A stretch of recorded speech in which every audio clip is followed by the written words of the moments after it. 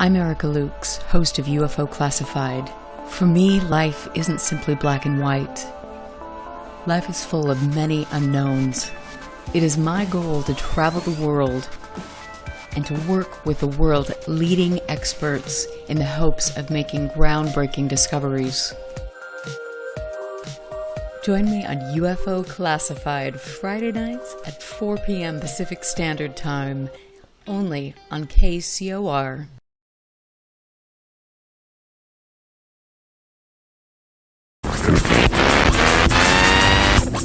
UFO Classified. UFO Classified. No more plausible deniability.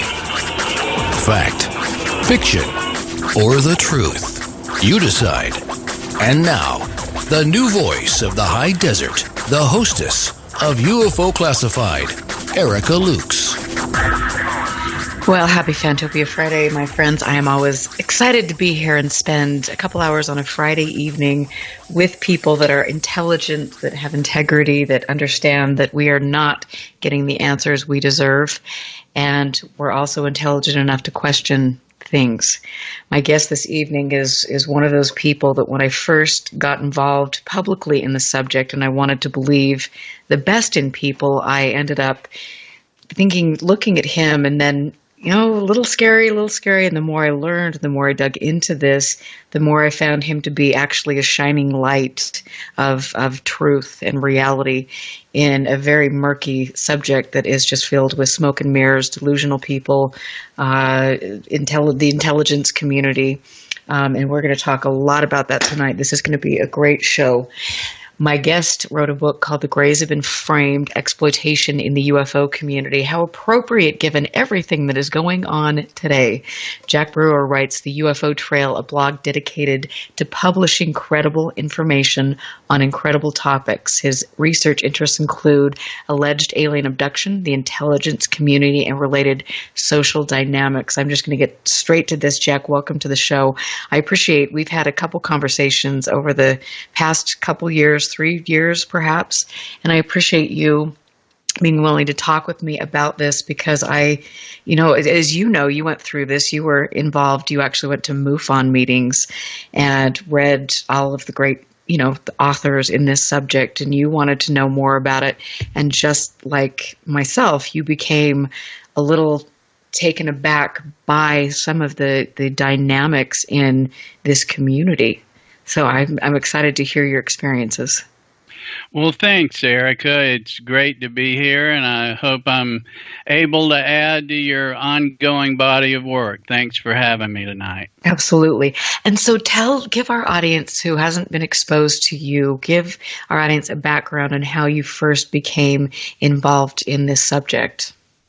I was always interested in UFOs and paranormal topics, like I think a lot of people that come to the party are. And as I grew up, had children, a family, I got a little away from it, as we're busy raising families and whatnot. In the early 90s, I had attended some conferences, UFO conferences, and was involved with MUFON, and then came back to it later after the turn of the century. And in 2010, I began writing my blog, The UFO Trail, because I was finding that so many topics, if you go to the researchers that make certain claims and ask them for more, we find a lot of empty stuff. And it seemed like the more I dug into it, the worse it became. And I don't doubt that a lot of people that experience phenomena and that see things, I really think that they are sincere by and large, at least of what they interpret they saw.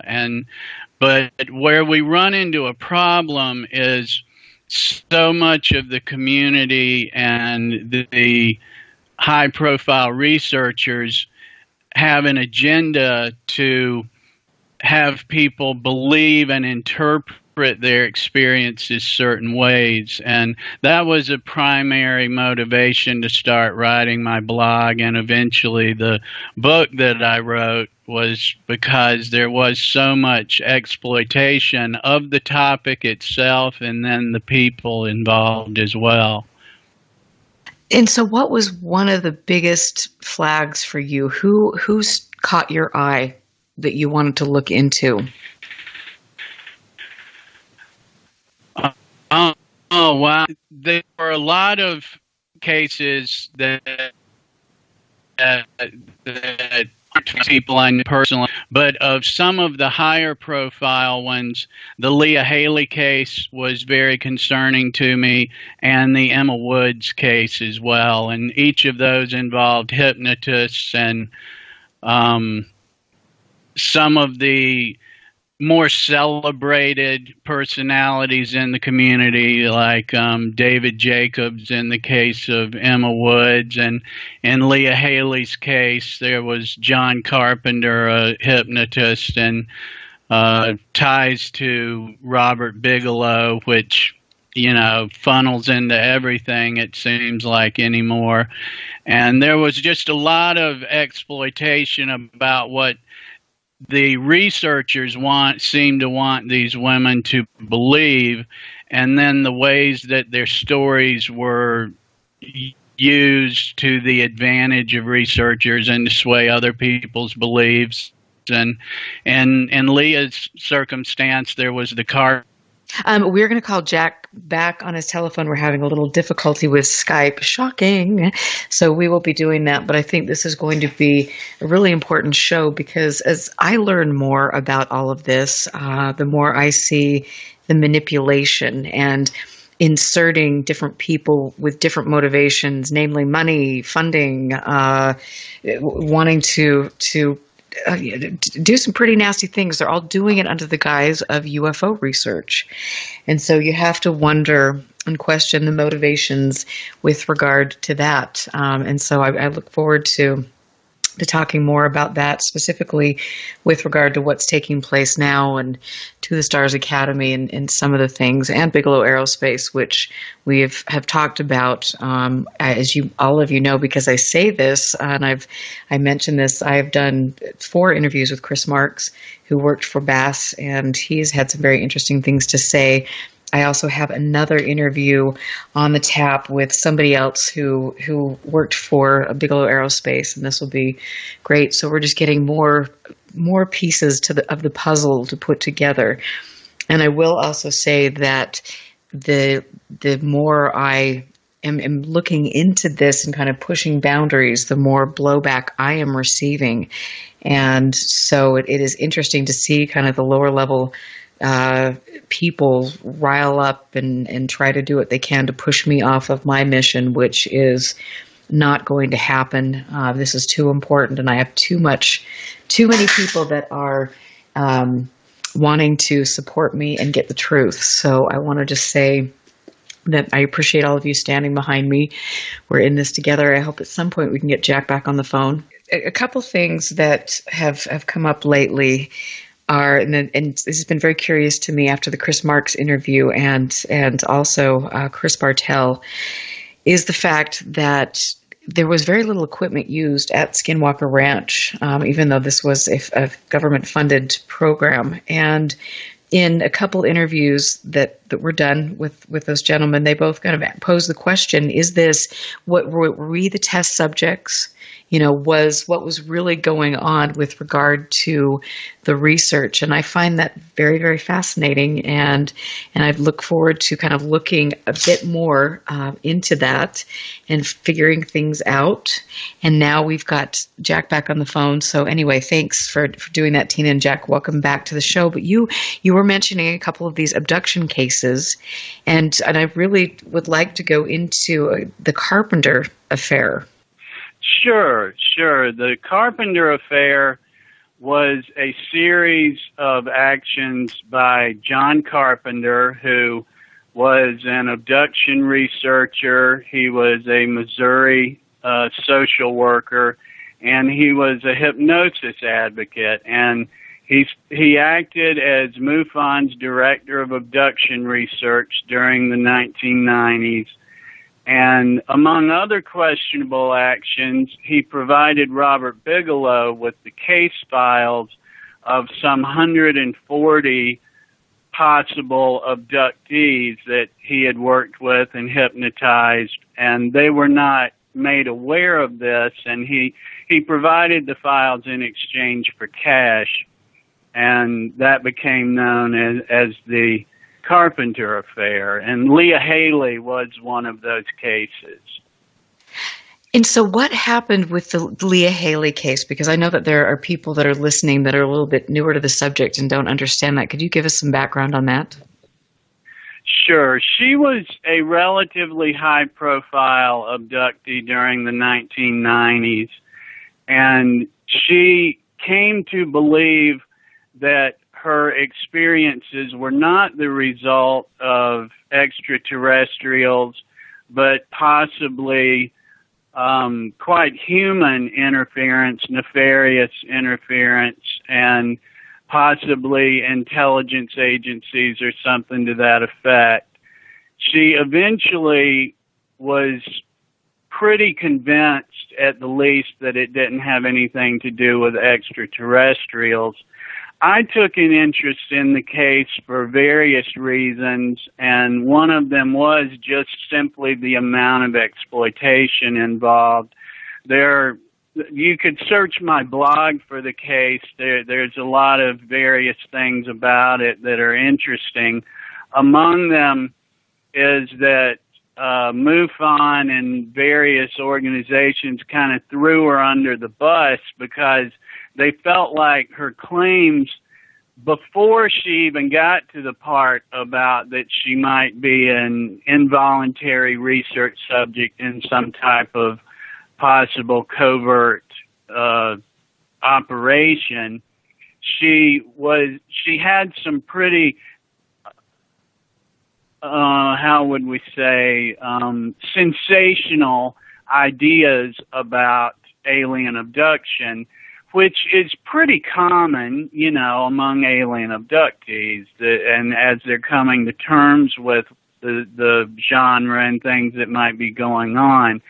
And what I found particularly interesting about some of the MUFON figures turning their backs on her, like Tom Dooley, for instance, a member of the board of directors, told the Tampa Tribune at one point that they didn't endorse such claims, the organization didn't, is I found that just patently false, as well as the fact that it was MUFON directors that had worked with her and encouraged her to take these points of view and these questionable beliefs about her experiences, and particularly John Carpenter, that conducted, I think, 14, 15, something like that, hypnosis sessions with her between him and his assistants. And so we literally had a case here of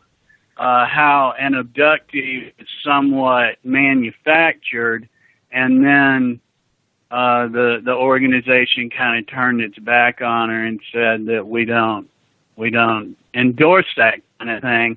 So there were a lot of angles to that case that I found interesting. When you're talking about this, it reminds me of Chris Bledsoe and his case, because he and his family had a series of very unusual events, and MUFON came in to save the day, and they actually spent 6 months almost every day communicating with the family. They went out there and filmed him and his family for hundreds of hours and took they were taking soil samples, all sorts of different things, and they eventually got a TV deal. And so they had really traumatized the kids, but they got a TV deal, and without Chris knowing, they set him up. And so the first thing was he got in front of the camera, and everyone on the planet, had to take a lie detector test. And they MUFON went on there and discredited his family. And it was absolutely heartbreaking for his kids that were in high school at the time because they were ridiculed. His son ran away from home. It was a very trying time, and MUFON just wiped their hands and went on their way, even though they destroyed this family. Well, in Leah's case, at the point in time that Tom Dooley told the Tampa Tribune that the organization did not endorse claims such as hers about alien abduction, at that literal point in time, John Carpenter was writing a column in the MUFON Journal about alien and military abductions. And it's just kind of hard to understand how things like that happen.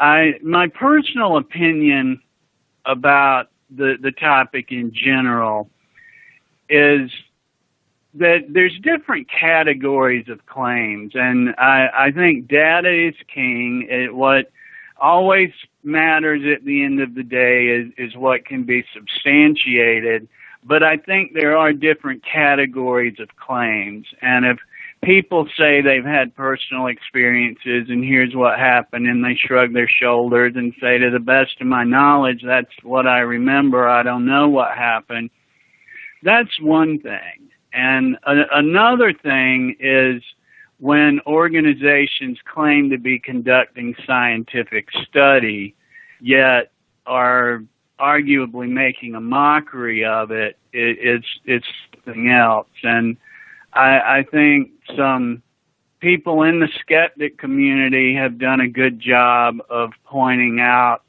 some of that. Sharon Hill, for instance, calls it sham inquiry when an individual or a group claims to be conducting scientific study, yet doesn't conduct themselves by actions that are defined as scientific. And of course, that's involving using hypnosis as an investigative tool, or it would involve not specifying how you're measuring progress or what the goals of your research are. And of course, all research doesn't have to be scientific. Mine is not. I interview people and I look for interesting things and I write about them. But if one is claiming to be conducting scientific inquiry, then they do have responsibilities to adhere to certain principles. And that's something that the Bigelow bunch and MUFON has really been bad about and in direct violation of. And so, you know, when you do, and all of this is so amazing. There's so many questions that I have for you, so many things that I've seen. And when I initially called you a couple years ago, you know, my concerns were about MUFON. And some of the things that they were doing and you know, saying, I mean, claiming that they were actually a scientific organization when you can go to different chapters and meetings and they're talking about the Nephilim and, you know, I mean, just things that are like, okay, what? I'm not quite sure how that got into the scientific realm of things. And it was just amazing to me. And then also, you have the fact that it's, you know, the chapters are supposed to be nonprofits. And yes, it takes a bit of money to set up a nonprofit.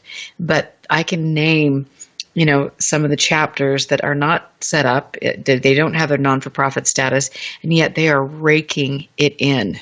They are charging, you know, $15 for people to come to meetings. They're getting a couple hundred people.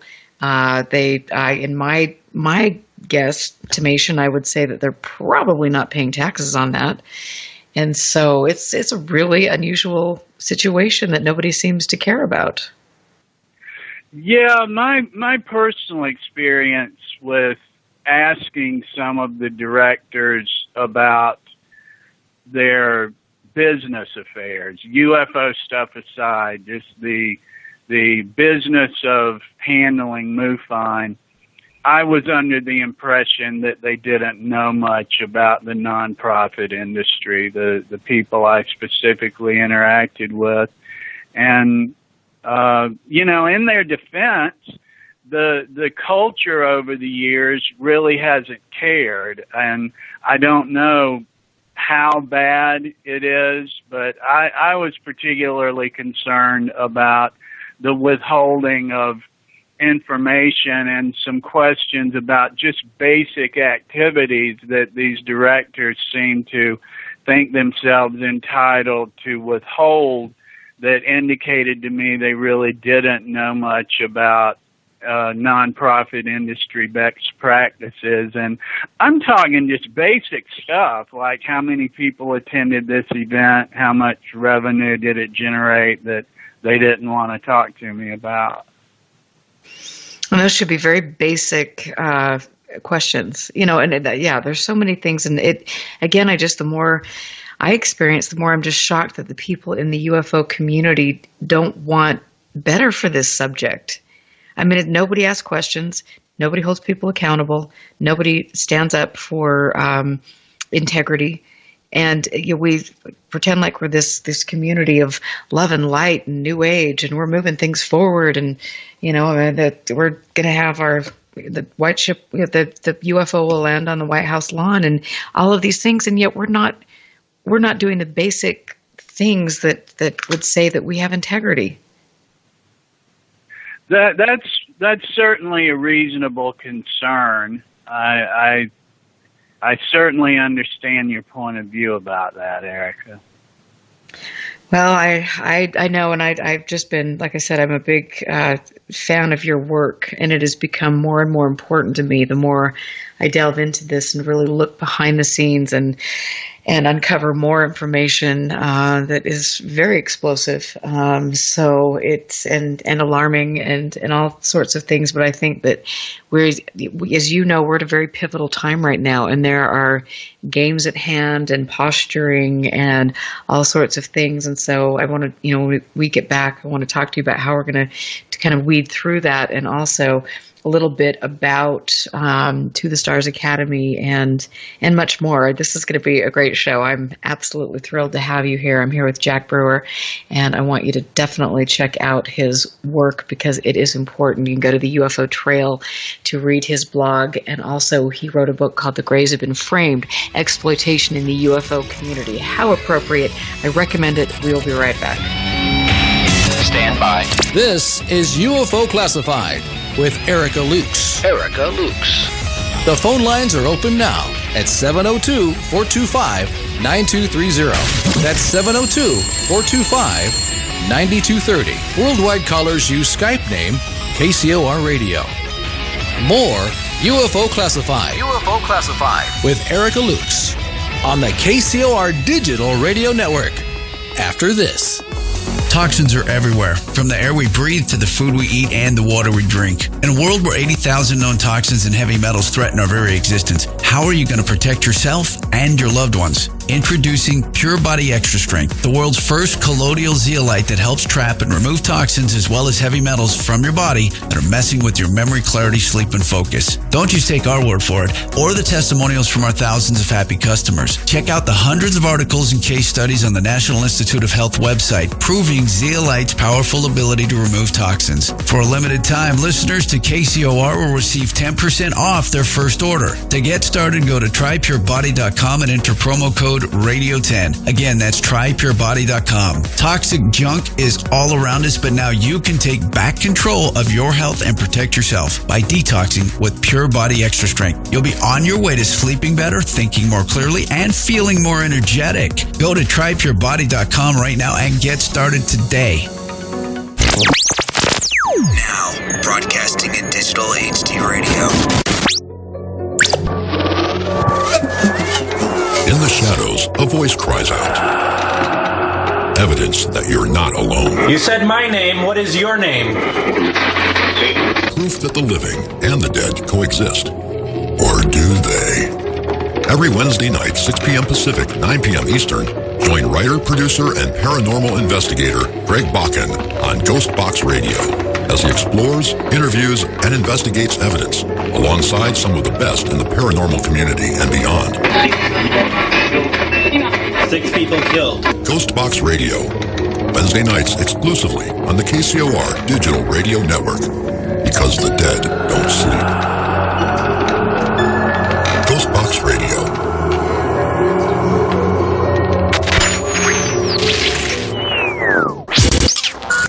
We interrupt to bring you this. Would you like to advertise on KCOR Digital Radio Network? This is what I'm talking about. At a fraction of the cost of traditional radio advertising, why not? Tell them the good news. Whether you need to promote your next book, product, or service, we can customize a package for just about any budget. Finally, there is hope for the hopeless. Why limit yourself to a tiny local market when KCOR can brand you to the world? Here's all you do. Visit KCORradio.com or contact our sales department by email at saleskcorradio.com. We want it now! See the difference with us by letting us work for you. This ain't reality TV! The KCOR Digital Radio Network. Are you ready to go? Turn the radio. It's showtime! Here we go, world. You're listening to the KCOR Digital Radio Network. Bring this up. Broadcasting from the heart of Las Vegas, Nevada. Their base is so large it has to draw most of its power from the nearby nuclear fusion plant. The future of radio is here and now. You're listening to UFO Classified with Erica Lukes, where the truth isn't hidden beneath the black lines of a Sharpie. That's the craziest thing I've ever heard. To be on with Erica, call 702-425-9230. That's 702-425-9230. Worldwide callers use Skype name KCOR Radio. Radio contact. Share your thoughts on the show on Twitter by using hashtag KCOR. Or head over to the live chats at KCORradio.com. The audience goes nuts! And now, your host of UFO Classified. Are you ready? Erica Lukes. Erica Lukes. Welcome back to UFO Classified. Happy to be here on the best digital broadcasting network on the planet. Tina Marie, you rock. I love it. It is great to get in and see my people in chat. You are intelligent, smart. I am so excited to bring Phil Leach back on the show because he has started a new UFO reporting agency, and so this will be really great. We need that. I trust Phil. Phil is an incredible investigator and very above board with his work and as a person. So we'll get him on pretty quick here.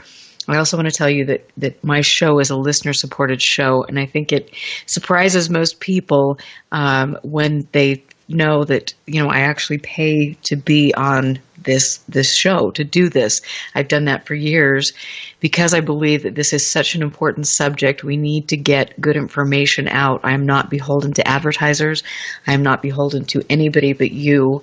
And so if you choose to support the show, you can go to UFOclassified.com or KCOR and pledge maybe $10 a month or make a one-time pledge. It means the world to me, and that will mean that you help support the truth, and we need to get that out, especially right now.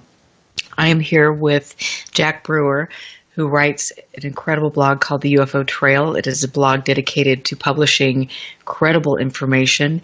Brewer's interests include alleged abduction, the alien abduction that we talked about, the intelligence community, which we're going to talk about, and related social dynamics. I think that this is a really interesting thing, and the more we dig into it and the more we learn about the big business of data, about Sharon Hill, about all of these things, MUFON, and some of their tactics. It raises so many red flags. And so, Jack, anyway, thank you for coming back on the show. We were talking about MUFON specifically. So please continue and give me more of your thoughts and feedback on that. Well, one of the things that was interesting about the Carpenter affair, there's a lot of supporting information for it, including statements that Carpenter gave me himself.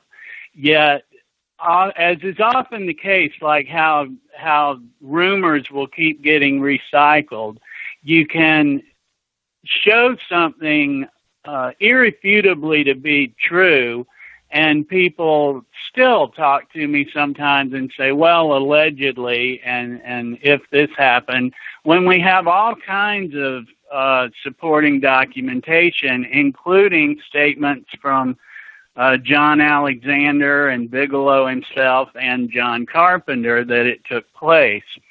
And one of the things that happened that was kind of interesting was after I blogged about it, one of John Carpenter's former wives contacted me, and we eventually spoke by phone.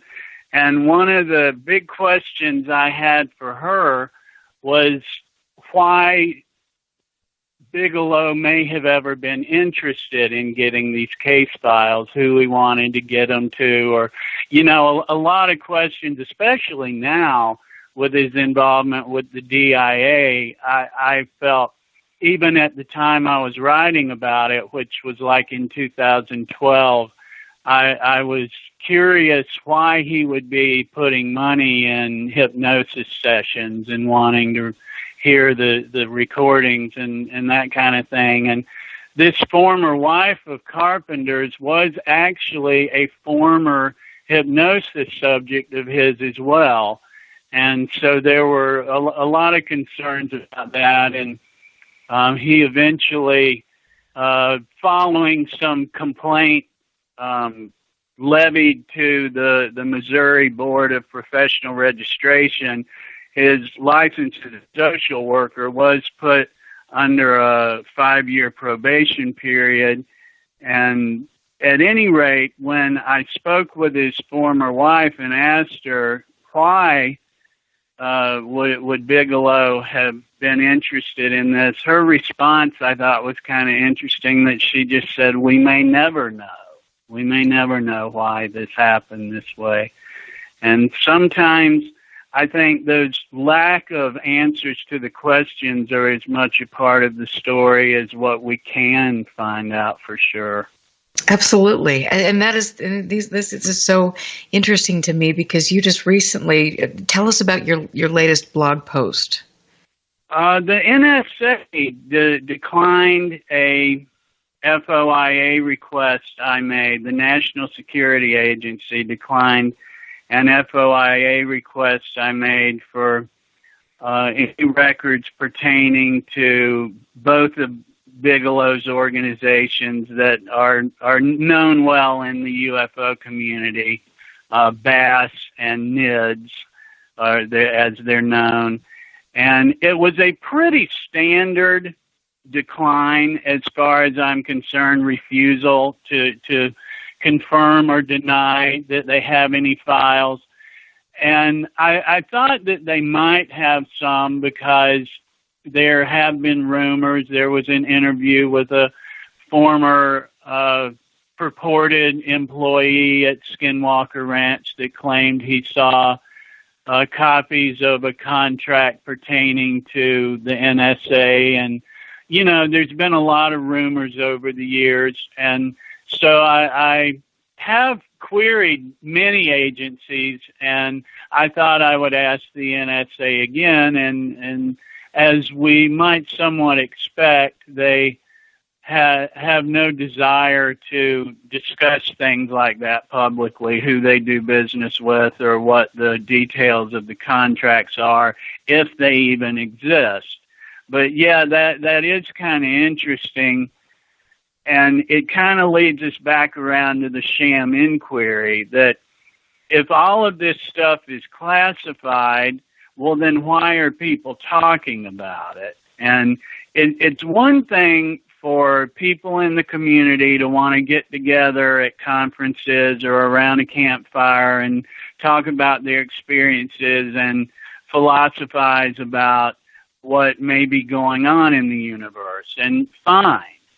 And it's another thing for people with credentials that call themselves scientists who are intimately familiar with the professional research process to again and again and again for decades make claims that they don't provide adequate supporting evidence. And the latter I have a real problem with, as it keeps happening with people around Bigelow, particularly when we have so many breaches of ethics, such as the Carpenter affair. So I mean, what do you think? What do you think is truly behind this? Is it really UFO research? I seriously doubt it. In the case of Bob Bigelow, I would seriously doubt it.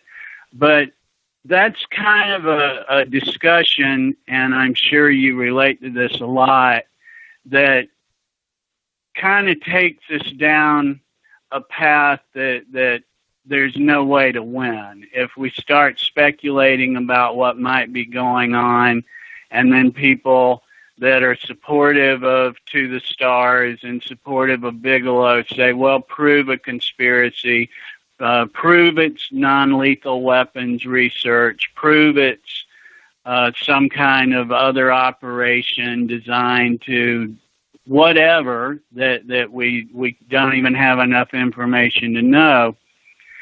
We can't.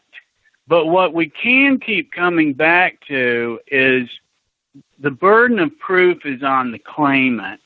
And like I just said, these guys are intimately familiar with how you publish research and how you state your objectives and you state your methodologies and you state how progress was measured and if goals were achieved or not, and they simply don't do it. And if that research is classified, well, then they shouldn't be speaking publicly about all of this great progress and these fascinating things they saw. And they should know that. I mean, we're talking about men with PhDs. It's not like we're just talking about guys that, again, the campfire analogy, that are talking about something they saw one time. And so I don't know what's going on. I alluded to a couple of my guesses there. I'd be interested in hearing your thoughts on that too, Erica. Oh boy, it's so hard because I every day that every night that when I go to bed, I have a different opinion, and it's really hard to wade through all of the smoke and mirrors. And I mean, it is very evident that this community has been manipulated for purposes that have absolutely nothing to do with the subject that we're all interested in. And that we've seen that since the late 40s. This community has been manipulated by the intelligence community, by delusional people, by religious factions. And so how do you ever get to the bottom of this? Yeah. The really the only way you can to actually know something is to require enough evidence that supports it, that establishes it as a fact. And it's okay to speculate and it's okay to wonder. I've just become a real stickler,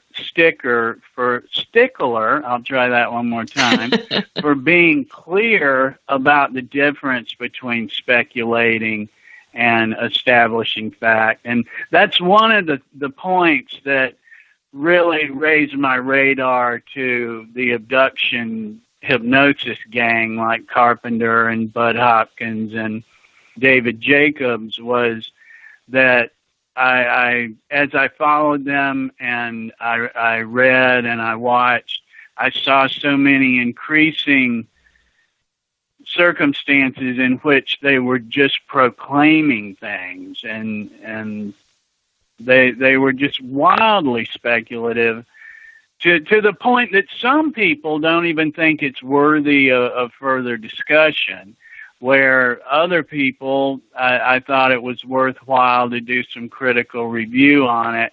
And I feel that way about circumstances surrounding Robert Bigelow, that we don't really know what he's doing, but we can reasonably look and see that information is not being published that adequately supports the claims of the teams around him.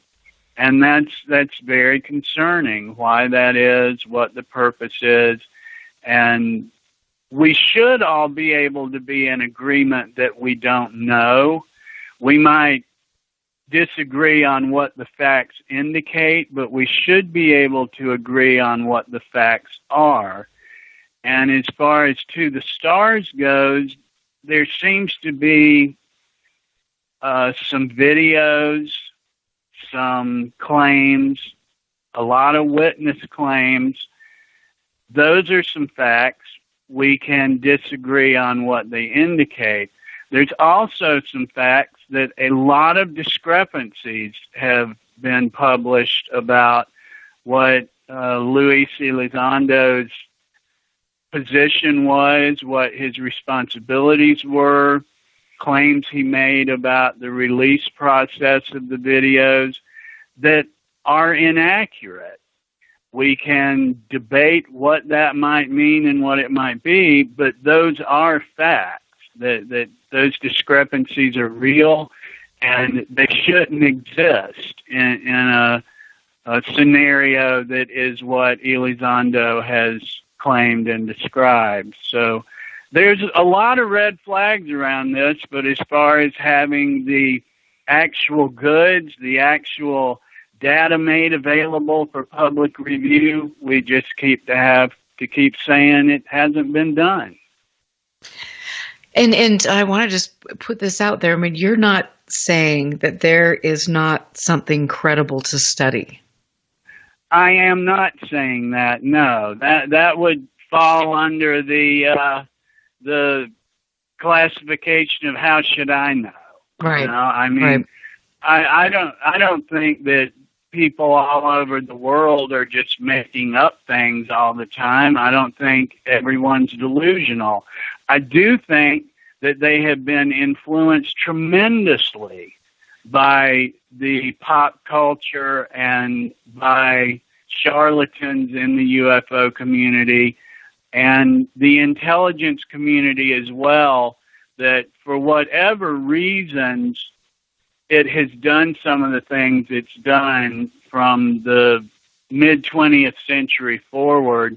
A byproduct of that, at the least, was misleading the culture at times about their beliefs and intentions about UFOs. Are there unusual phenomena that deserve more research?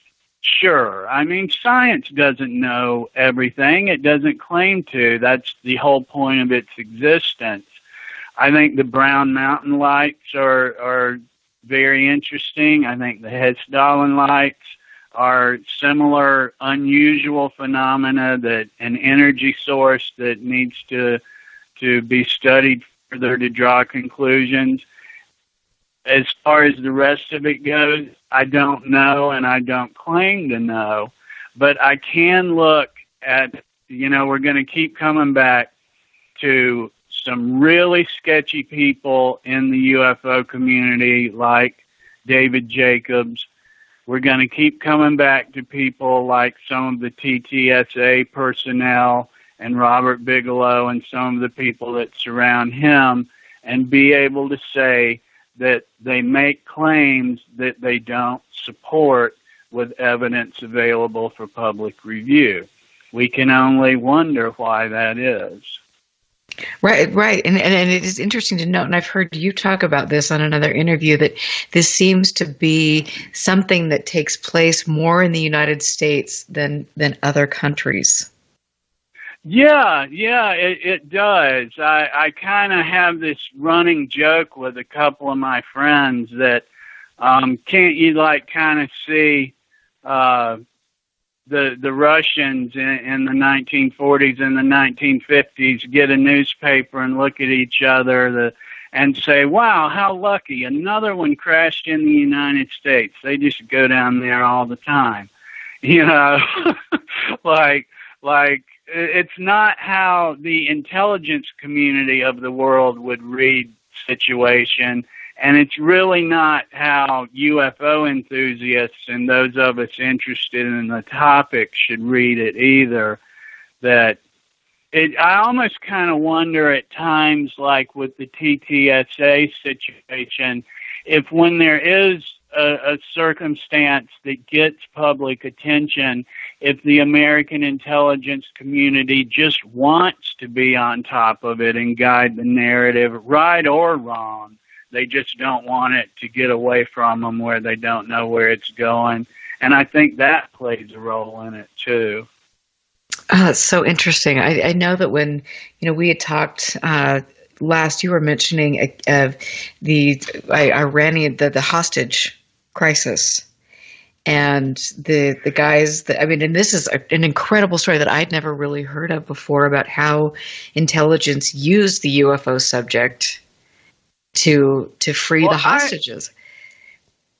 I think that is a great story for when we wonder, well, what could they be doing? Because that I get asked about all the time. It's why lie? Why lead the American people to think that they don't know what these UAP are if they do?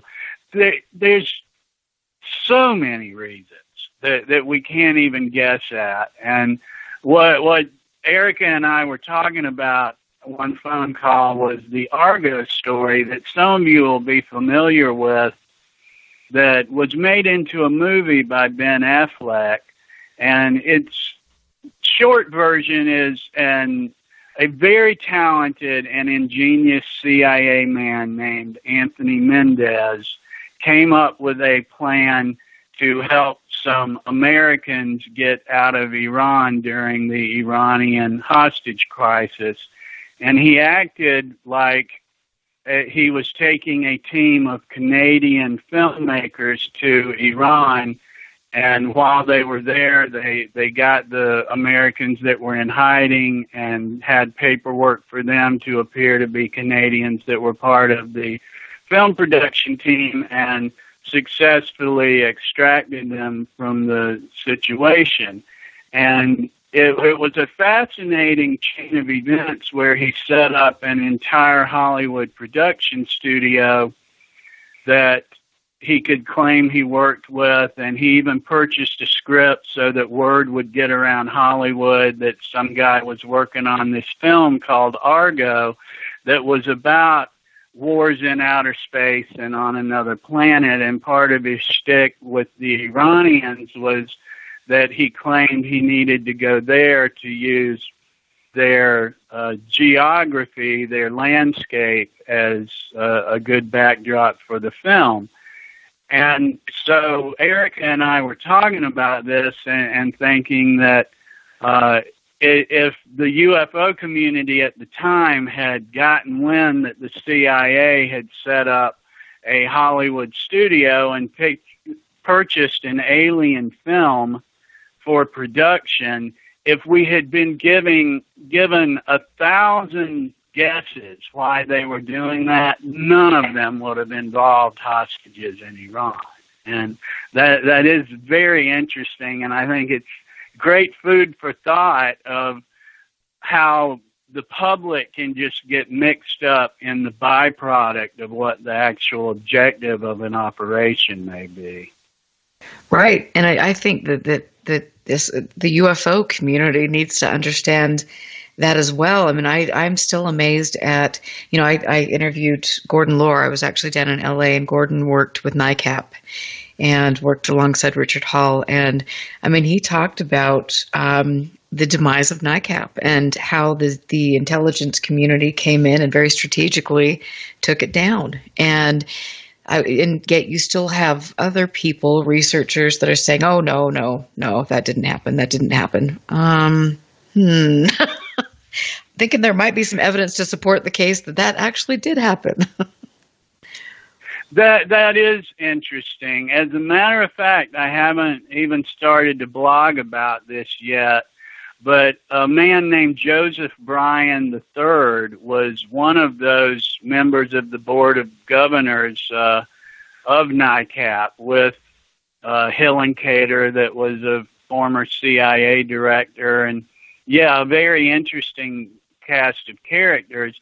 And I've been doing some FOIA requests on that, and there are FBI files on Bryan, who was a former CIA psychological warfare expert, and I'm just, getting these records from the FBI and reading them and trying to figure out what can be ascertained from them. And oftentimes you're really, like we've been saying, really not sure what something means, but the fact that they're all involved, and it's like this closely knit circle of FBI special agents and CIA operatives and boards of directors of UFO research organizations in itself is interesting to me.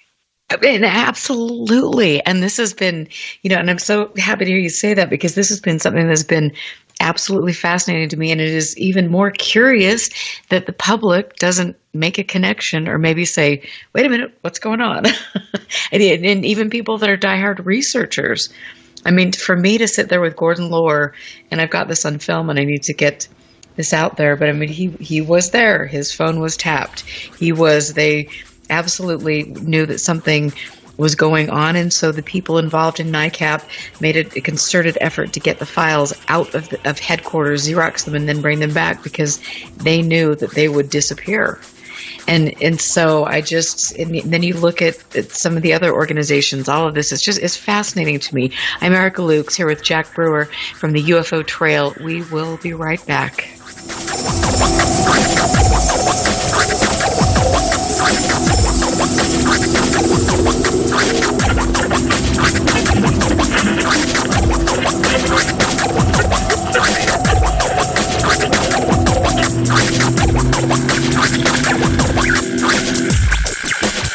Listen very carefully.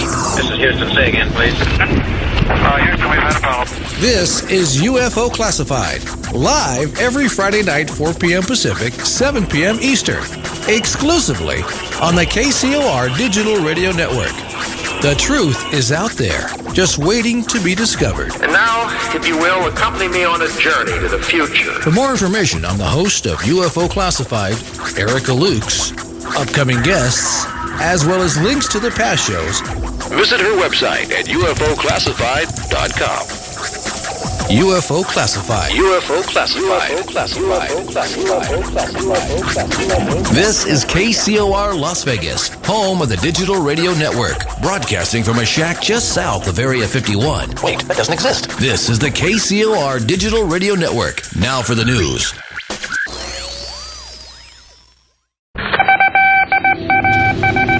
The disc landed at a ranch at Corona, New Mexico. The rancher turned it over to the Air Force. Rancher W.W. Brazil was the man who discovered the saucer.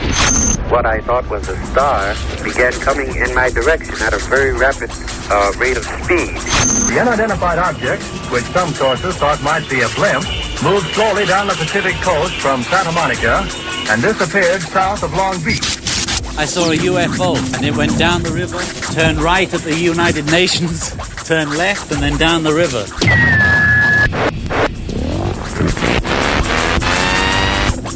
UFO Classified. UFO Classified.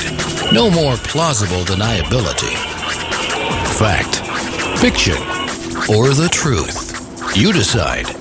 And now, the new voice of the high desert, the hostess of UFO Classified, Erica Lukes. I'm Erica Lukes. Welcome back to the second half. And according to Libertas, or maybe according to me, this is the best half of the show. So I want to thank all of you for being in chat, for supporting the show. I really think that this show is breaking ground, and we're going to continue to look for the truth and get people on here that actually have integrity, that want to get information out. And it is sometimes it is like spitting in the wind. I know I mentioned in the first half of the show that since my interviews with Chris Marks, we've both come under quite some heavy attacks from the trolls and the minions of people. It has been a real trip, but we're determined to keep getting information out, even if it makes people feel uncomfortable, because this subject is too important for all of us.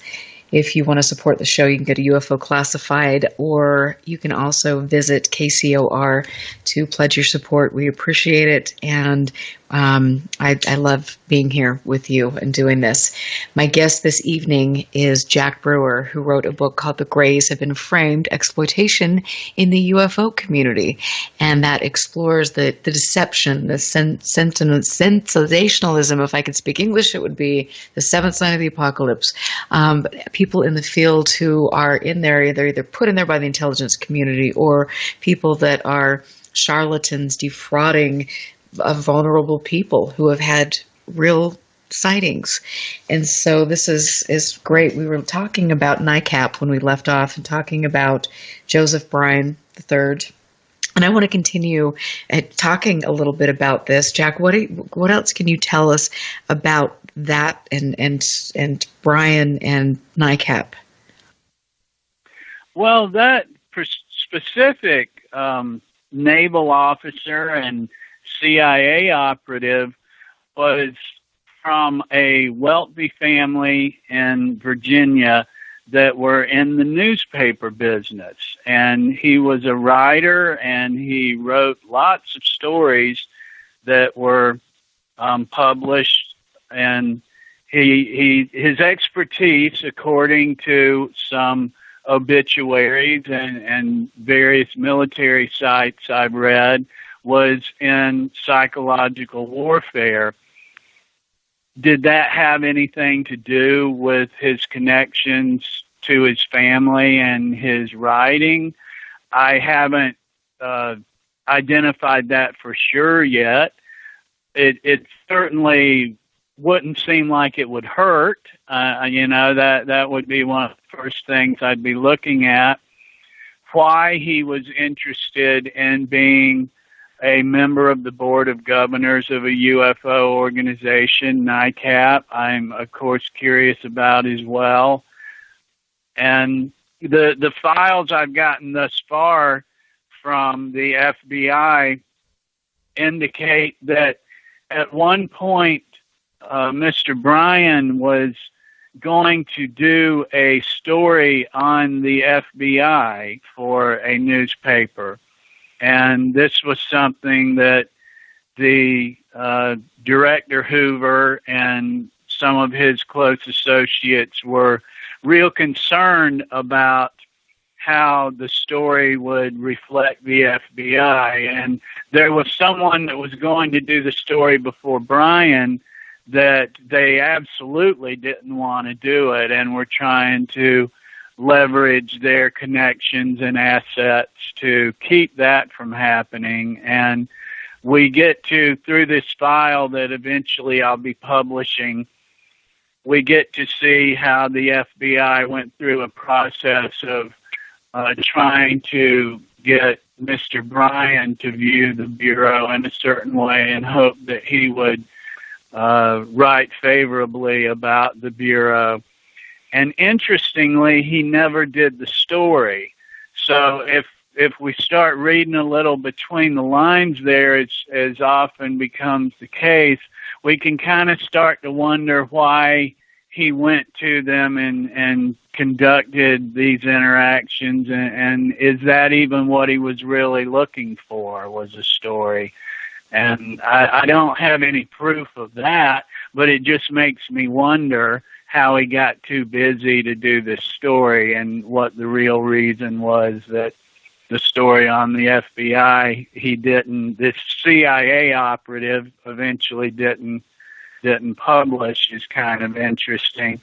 And as the file concludes, it talks about some problems that Bryan had with other men in the intelligence community and some rivalries that were going on. And one of the main reason I haven't published it yet, I recently got it, as well as the FBI advised me there were a couple of more files that I could request from the National Archives. So I've submitted that FOIA to them, and I'm hoping to publish it all together. And it may not particularly tell us anything conclusive, but I think it's important to get all these bits and pieces and hopefully start making sense of things, or maybe it will to someone one day. And as we perhaps go through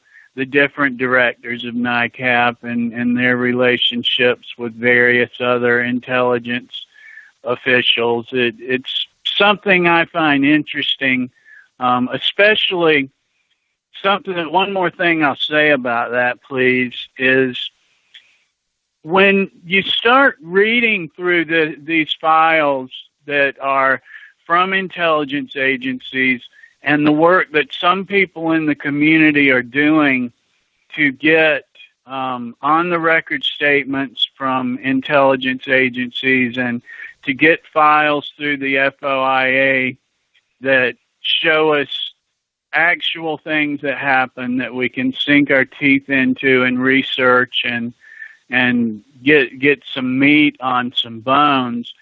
As you were saying earlier, Erica, it kind of, well, it does, not kind of, it does start angering me that people in the UFO field that even call themselves historians have for so long ignored the involvement of the intelligence community and how much of a story that is. It's pretty frustrating, and there's a small number of people that have given it its due, and that is regardless of what actual UFO stories or actual non-human intelligences or anything else might be going on. There's still a relevant story about the overlapping of the UFO and intelligence communities. Absolutely. And amen. I couldn't agree with you more. And I think that's something that we need to be aware of. I mean, I've talked to a couple researchers who were, part of the old guard, and they, for whatever reason, they feel that, yes, maybe back in the 50s and 60s that the intelligence community was embedded in the UFO community, but now they don't take it seriously. And I'm thinking now more than ever, we should really, really take this seriously. Sure. I can sure understand how you'd feel about that. I mean, I did a blog post about the ATTIP and Bigelow's involvement and how that essentially translated to the DIA funneled funds through Robert Bigelow's Bass to MUFON for the failed Bass MUFON venture and the Star Team project. And it kind of stuns me how few people are interested in that or want to look at it as, well, that legitimizes our beliefs in fill in the blank, when we really don't know why it was done.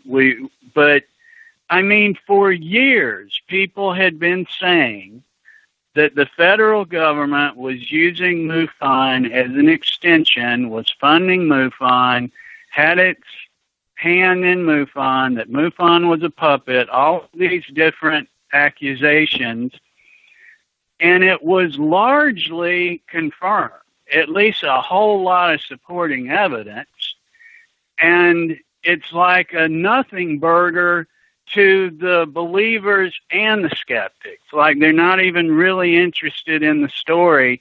And to me, it's one of the main parts of the whole ATTIP revelation.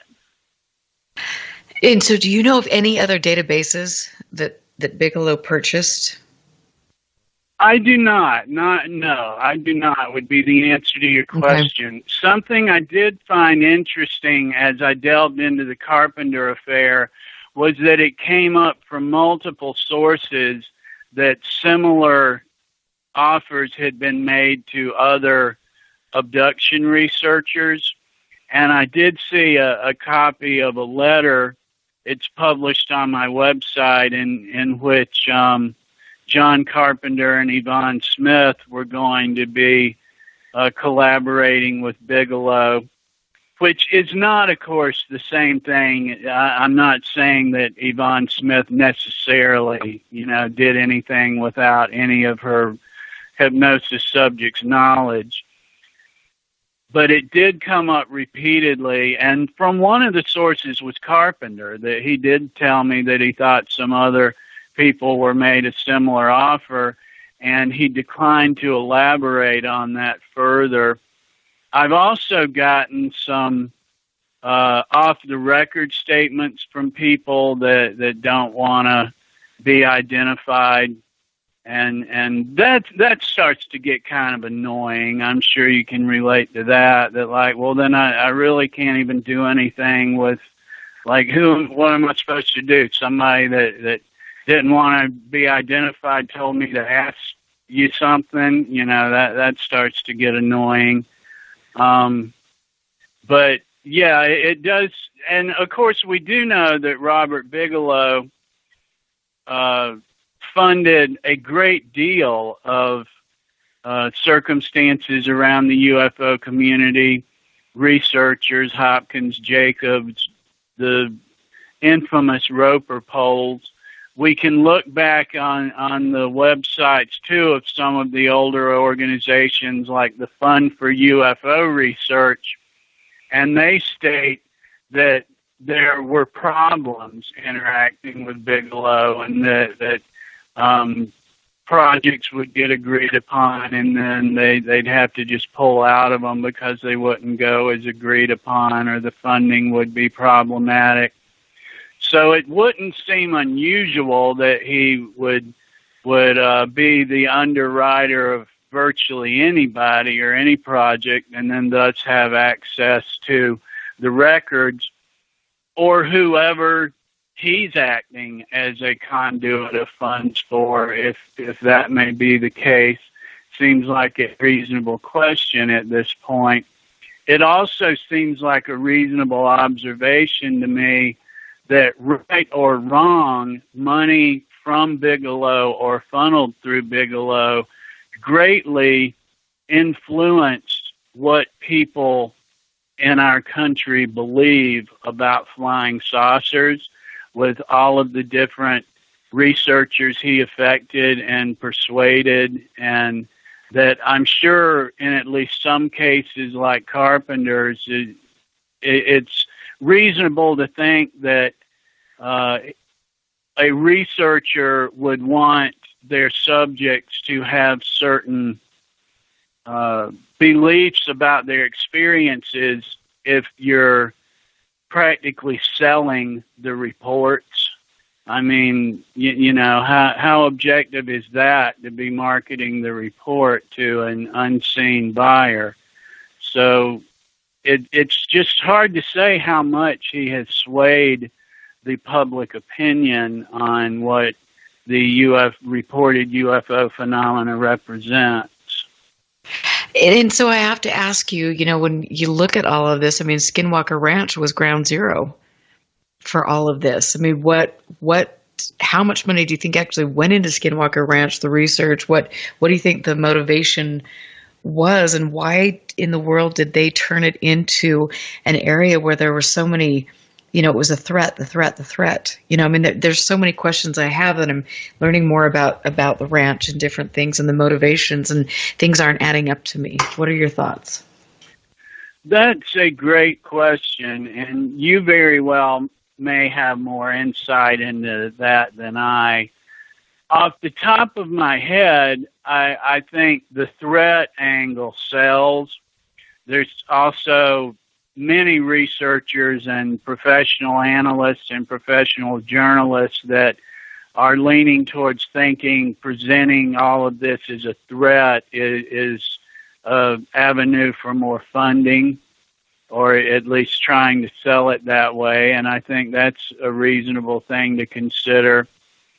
I've been putting together, at least in my head, you know, there's some websites that have good timelines on how all of this is unfolded over the years, but I've been trying to put together what I actually know through declassified documents and statements from the Pentagon about the ATTIP, or it's you know, the other project that seems to maybe have something to do with UFOs was the ASAP, and I've been trying to put that together with, could these have had anything to do with Skinwalker on the timeline?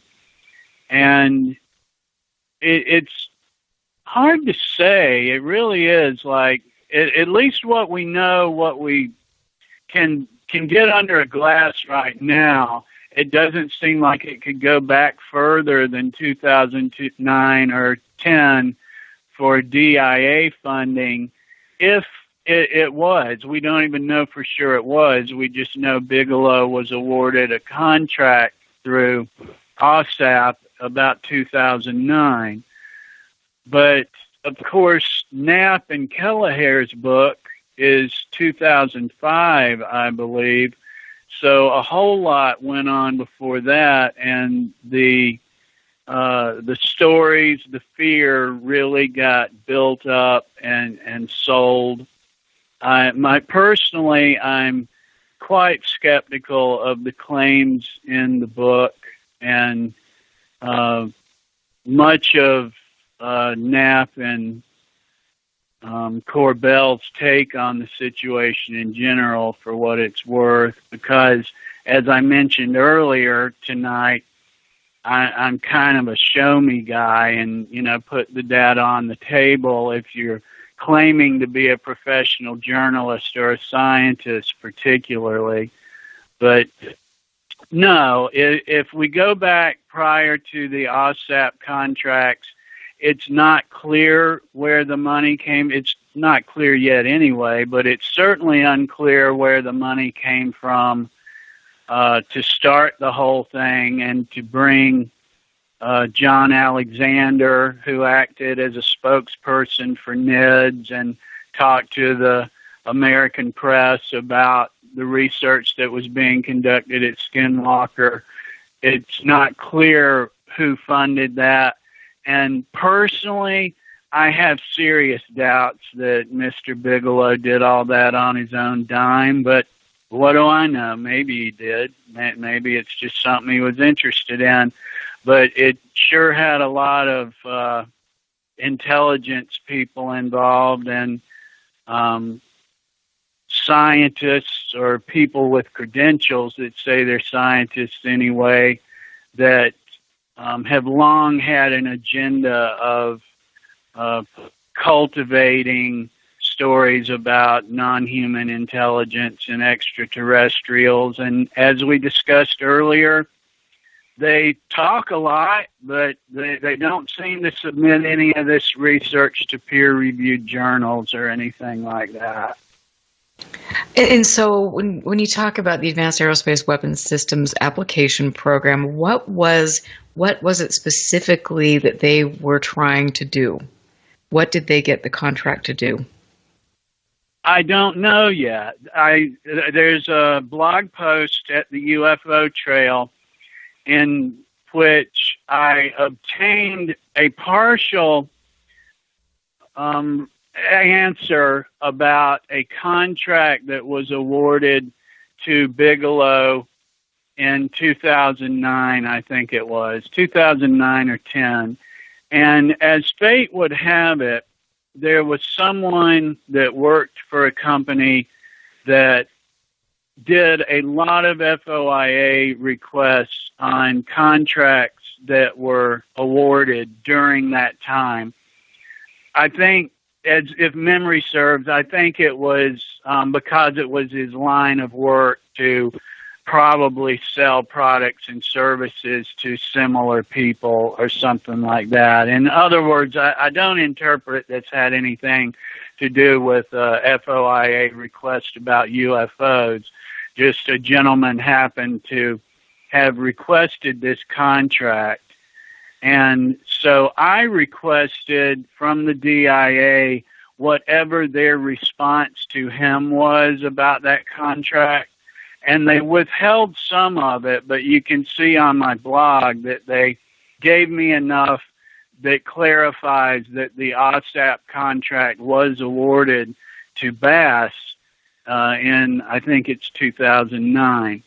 But it's not clear exactly what for. And in fact, they tell me they're withholding it because after they also released to me a letter to Bass where DIA requests Bass's advice on how much of the contract should be withheld if it pertains to trade secrets and classified circumstances.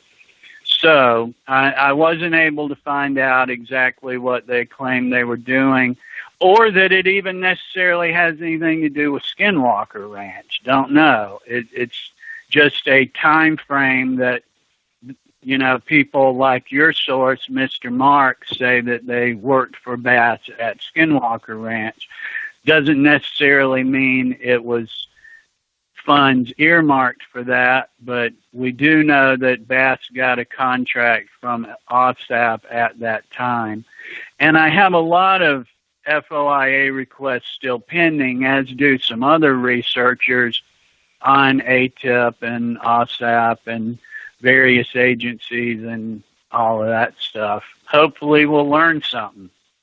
Well, absolutely. And I do think it is interesting to see, you hear about psychological warfare and the people that were involved with that, Alexander, and you mentioned Brian and things, what does that, how does that play into all of this? And I'm Erica Lukes, and I just have to leave you with that. I'm here with Jack Brewer. We're going to take our last break for the evening, and we'll be right back. Stand by. This is UFO Classified with Erica Lukes. Erica Lukes. The phone lines are open now at 702-425-9230. That's 702-425-9230. Worldwide callers use Skype name KCOR Radio. More UFO Classified. UFO Classified with Erica Lukes on the KCOR Digital Radio Network. After this. 1 million miles till midnight. A story of timelines, artificial worlds, simulated races, and the galactic imprint, and the destiny of a blue world called Earth. 1 million miles till midnight, written by Solaris Blue Raven, is a journey through the mind's eye which allows the reader to surf a wave of technological and multidimensional intellect, revealing a bridge between conscious design and the truth. A multidimensional bleed-through awakens the world of artificial intelligence to set sail into the frontiers of a vast multiverse, morphing planets and terraforming ascended worlds beyond the linear programs of a fated race. 1 million miles till midnight will awaken, inspire, prepare and enlighten one to the many multidimensional states of consciousness and worlds we reside in. With every cell and atom, we are this truth and multiverse. 1 million miles till midnight. Written by Solaris Blue Raven. Available now at Amazon.com. Don't wait. Get your copy today. Vegas, baby! Vegas' #1 source for talk and new music. How cool is that?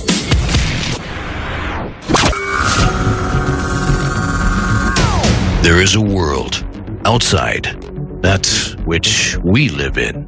A realm where fact and fiction collide. The Paradigm Matrix. The Paradigm Matrix. Hosted by Willie Miranda. Every Friday night at 6 p.m. Pacific, 9 p.m. Eastern. The Matrix is everywhere. It is all around us, even now in this very room. The 1-hour show that will surely leave you hanging on the edge of the rabbit hole. The Paradigm Matrix explores a universe of topics from UFOs, cryptozoology, conspiracies, as well as all things paranormal. Enter a world of the twisted and deformed. Friday night, 6 p.m. Pacific, 9 p.m. Eastern. The Paradigm Matrix, exclusively on the KCOR Digital Radio Network, where fact and fiction collide. 1, 2, 3, 4! To the KCOR Digital Radio Network. Love the music. Oh, I listen all day. The future of radio is here and now. based on the concept that Plato simply called the Great Year, where evidence points to our world civilization being far older than we've been taught. The Emissary, Book 1 by Tamra Veach and Rennie DeFazio, embraces this concept while blending elements of fantasy, reincarnation, action-adventure, and ancient secrets all together, along with our real-world history, to create an epic tale that will leave you asking the question, is this real? The Emissary, Book 1, now available for 99 cents for a limited time at Amazon.com. You're listening to UFO Classified with Erica Lukes, where the truth isn't hidden beneath the black lines of a Sharpie. That's the craziest thing I've ever heard. To be on with Erica, call 702-425-9230. That's 702-425-9230. Worldwide callers use Skype name KCOR Radio. Radio contact. Share your thoughts on the show on Twitter by using hashtag KCOR. Or head over to the live chats at KCORradio.com. The audience goes nuts. And now, your host of UFO Classified. Are you ready? Erica Lukes. Erica Lukes. Welcome back to the last segment of UFO Classified. It is, as you know, with great sadness that I come to this segment of the show. I could talk for hours and hours with my guests. I love learning all of this, and I hope that each and every one of you who listens to this show or any of my shows understands that I'm in this with all of you, and I'm trying to figure it out. And each day I learn something new, or I get discouraged, or I go through a lot of different emotions with regard to this, and it has been a learning process. I'm not an expert. I don't know. I wish I knew more. I'm trying to learn. And will I get taken in over my course by people that I trust and believe in? I'm sure I will. I'm sure that, 10 years from now, I'll look back and say the information that I gave out here was wrong and I was being misled, but I will always be truthful about that. Just like my guest tonight who would say and has said, if I'm not an expert, if I don't know the answer on it, that's what it is. And I appreciate that, because we should all be like that, and that's what's really going to help break the boundaries. I am here with a wonderful writer. He writes the UFO Trail, Jack Brewer. He also wrote the book The Greys Have Been Framed, Exploitation in the UFO Community, which is available on Amazon. I would definitely recommend reading his blogs and that book. This is important. And I started the show by saying, when I first looked at Jack, when I was inserted myself publicly into the community, I was, just like, whoa, here's this skeptic, and I'm not quite sure if I agree with what he's saying, and he's being so harsh. And today I'm like, right on, man. This is what we need. I mean, it is so refreshing, because, Jack, you understand this, and you've said this, you know that there is something credible out there that deserves to be studied. You understand that people from all over the world for a long, long time have had encounters, and that there is something interesting about those, that they are credible people. And it is sad, you and I both feel very passionate about the fact that this community has been manipulated for lots of different reasons, and that's unfortunate. And I appreciate you wanting to shine a spotlight on that, because we need that. Well, thank you. I appreciate that, and I appreciate your work too, and I hope I'm able to add a little to your ongoing body of work tonight. Thanks. Absolutely, absolutely. So this is really an important show. And, back with the funding and ATTIP and all of this, I mean, do you truly feel that this was about studying the threat from UAP? Again, I've got to ask you that.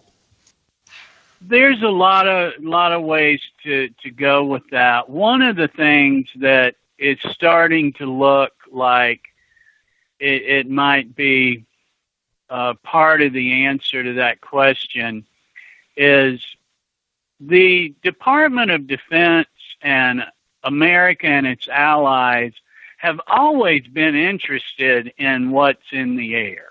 I mean, not unusual at all that if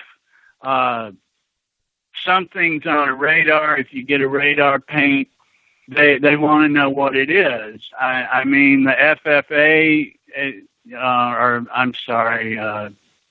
air traffic control, all of them want to know what's in the air, why it's there, and identify it as quickly as possible, because it should have a flight pattern. And is it a threat? Is it an adversary? What's going on? And some of the material we're getting to look at in the statements being made from the Pentagon would suggest that there have been some concerns in recent years about drones and what are known as UAS, which are unmanned aerial systems. And in part, that's a drone, but it's also the whole system, which might involve people on the ground, air support, all the parts that make up what is in the air. And this, of course, would be of concern to the Department of Defense, particularly the closer it is to military installations and what the purposes are. So I said all that to say this, Erica. Some of the material we're getting to look at is kind of suggesting that some of these projects might have been about aircraft in the sky, particularly near military installations.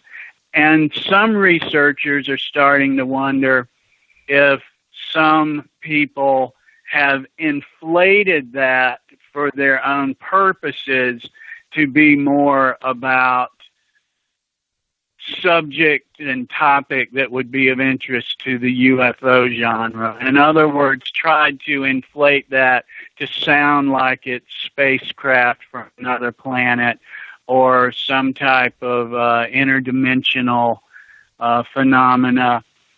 And which kind of takes us to another point, is with the whole TTSA and Robert Bigelow ongoing over the decades activity, it's pretty sure there's a layer and a mixture of agendas. And some people may be in it for different reasons, ranging all the way from the people that formed TTSA to the grant writers that got the work for Bigelow to wanting to get the work, to senators that were involved in it, all the way down to writers on Twitter that harass people and use sock puppets and call themselves journalists that are reporting on TTSA, and every point in between. Just a whole lot of people with a whole lot of different agendas. And so how much, I mean, speaking of people that are actually out there that are inserted into the social media community, how prevalent do you think that is? Because from my observation, I think that is more prevalent than we want to actually admit. I think so too. Some are more prolific than others. It's not something I particularly followed closely. I don't follow most of it, and even still, it's been quite noticeable to me, even in that way. And there's no getting around, and I covered some of this in the book I did that you keep generously plugging. Thank you. There's no getting around the NSA surveillance and the use of social media and the massive amount of trolling that is done by international intelligence agencies, Israel, the U.S., everybody's got a hand in it, and arguably they should. I mean, I say that because I'm not going to suggest that it's all for bad reasons. Some of it has been. Just my point is, it's a thing. Social media is a thing, so the intelligence community has to be involved in it and try to have a handle on it. And their way of everything is to weaponize and to try to steer narratives. And, you know, a while back there was the Guardian story about that England has literally a unit of what the Guardian called Facebook warriors. And I've read about applications that intelligence agents can use that allow them to just use, and this was years ago, like I think it was 10 sock puppets at a time, just easily going from one to the other. You can probably, run half of Twitter from a laptop now if you have the right equipment. I don't know. But there's no getting around that becomes part of the conversation at some point. And absolutely. And it's been interesting for me to see, how all of a sudden all these different Facebook groups or social media groups are forming, and it's like they come out of nowhere and they pull, they're run by a handful of people who, are anonymous, or you have to question their identity, and then they pull, it's like a honeypot, they're pulling in all these other people to get their feedback or to divide the community, to create discontent. And it has been a really interesting thing. And I keep going back to the Chris Marks interviews, but to watch some of these people, Big Sadie, some of these trolls that have come in there and started to comment.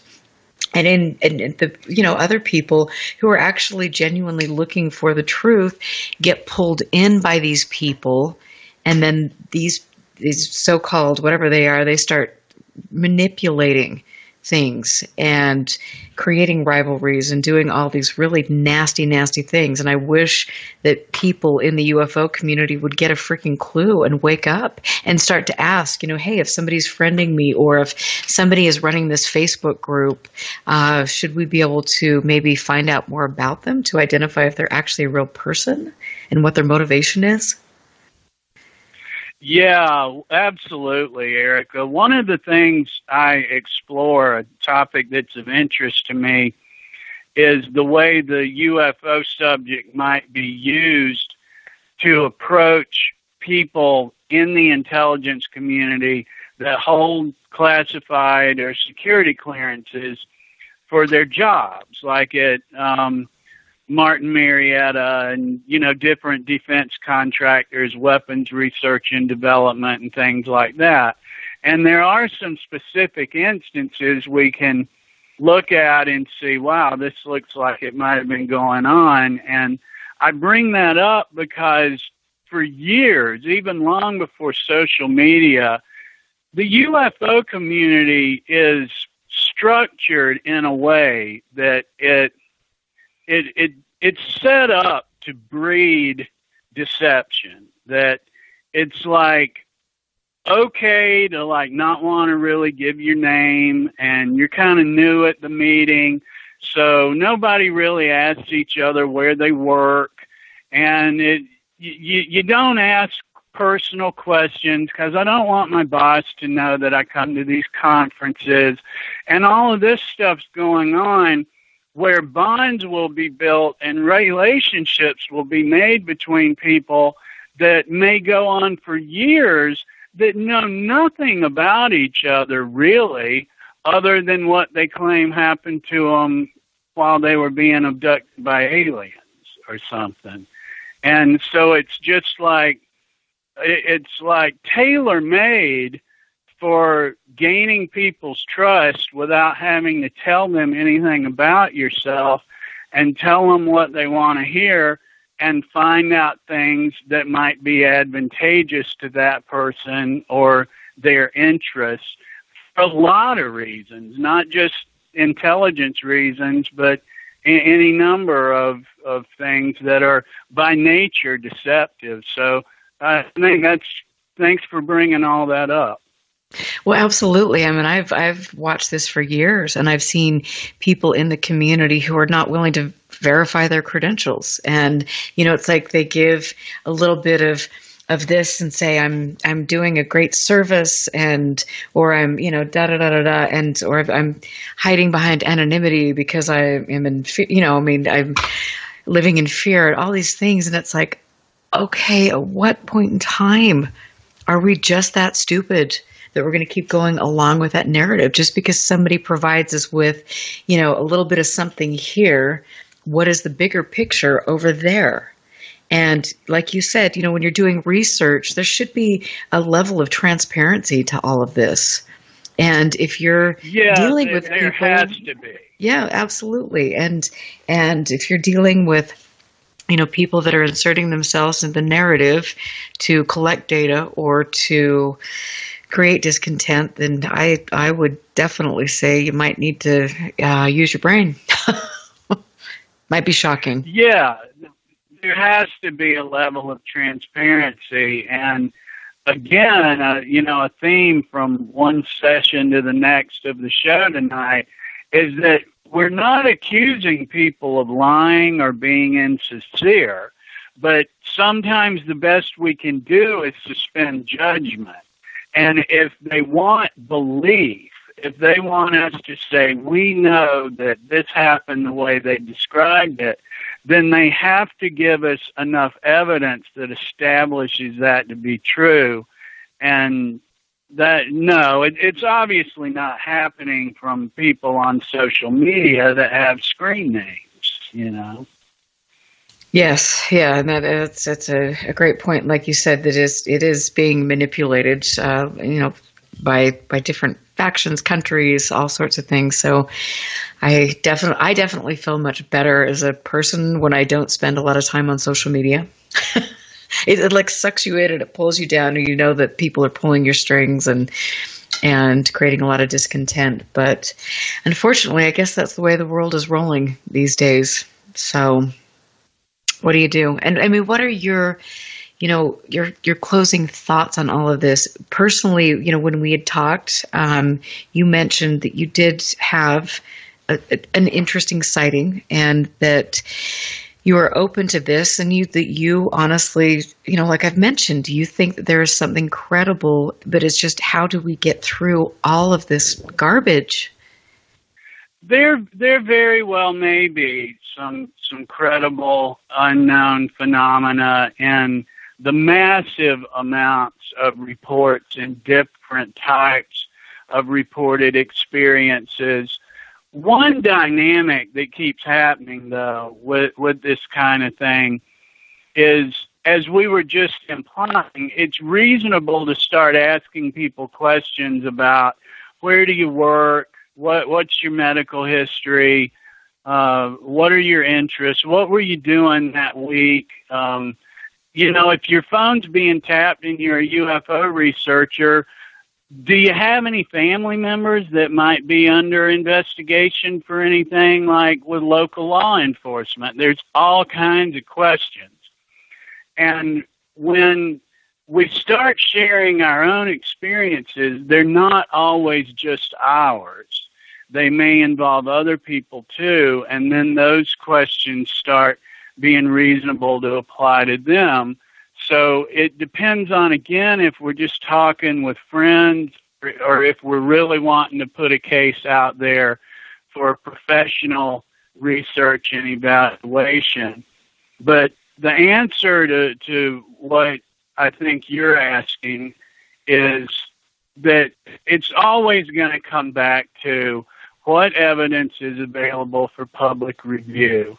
And if the evidence is made available, facts can be determined in short order, or we can debate hearsay forever. But we have to be able to ascertain the facts.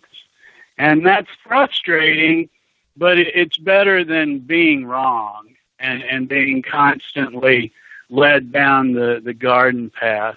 What are your thoughts on that, Erica? I absolutely agree. And I just want to say that I think, when you look at other countries, like you and I have both mentioned, and you look at what they're doing in Norway, I mean, there is nothing other than data that is being presented. Nothing. There's none of this, this game playing. There's none of this smoke and mirrors, cloak and dagger, all of that stuff. And there are definitely other countries, I believe, that are doing a much better job at presenting good, credible research without all of this Hollywoodization. I mean, just all of this. And so I just, I think that we need to look away from the United States if we want to get good information. And I hate to say that, but it is true.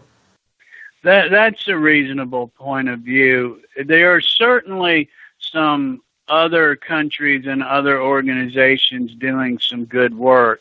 There's some far-fetched stuff around the globe too. Right. But there are some that are making good efforts. Yeah, absolutely.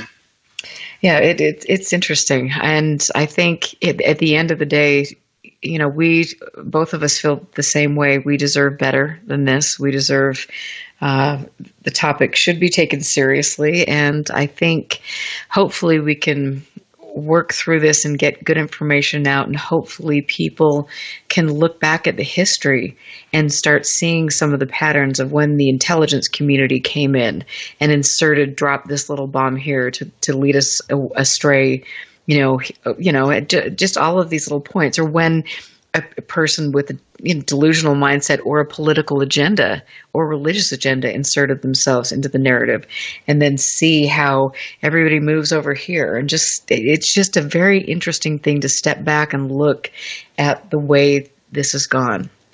And we need to be aware of that, and we need to separate ourselves from that. Well put. Thank you. It's interesting. I'm telling you, I've learned more than I probably ever wanted to, but this is, I love it. I've met so many great people from all over the world who've had genuine experiences, and they deserve to be respected, and it's not happening. And so you and I will both do what we can, I think, to shine a light on some of the corruption and the misdeeds of people high up in the quote-unquote ufology community, and hopefully people will become smart enough and educated enough to make good decisions on their own. Am I delusional? I would be very pleased if I could add to that in some way. Yes. I think you can. I think you have with your blog, and I think you have done that tonight, just opening some eyes, and that's all that we can do, because we do deserve better than that. And so I want to thank you for being on the show. What is your next blog going to be about? I never really know till it happens. The things I've talked to you tonight are what I'm working on, like that Joseph Bryan III, those files, and some other interesting intelligence officials that have crossed my laptop screen in recent weeks that I've been writing about, and people can see it at the UFO Trail. I'm also on Twitter. If people want to hit me up there, I'd like to hear from them at the UFO Trail. Right, and I'll be posting all of those links. I want to say, talking about Brian, his son, CDB Brian, wrote an interesting book and inserted himself into the UFO community too, with the MIT, the abduction conference there. So that's quite interesting as well. I did not know that, so that's good to know. Thank you. Yeah, absolutely. He wrote a book on abductions and abduction research, and from my understanding, it raised a lot of eyebrows in the community and people that had experiences and things, and they definitely felt that was being manipulated as well. So look that up. I'll send you the link to the book that he wrote.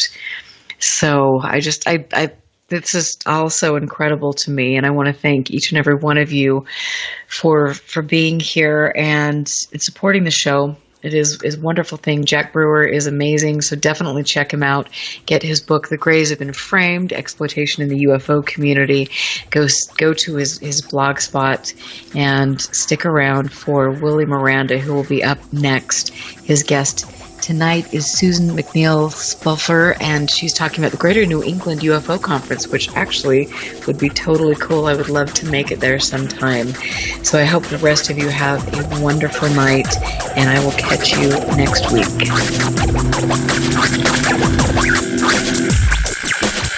Listen very carefully.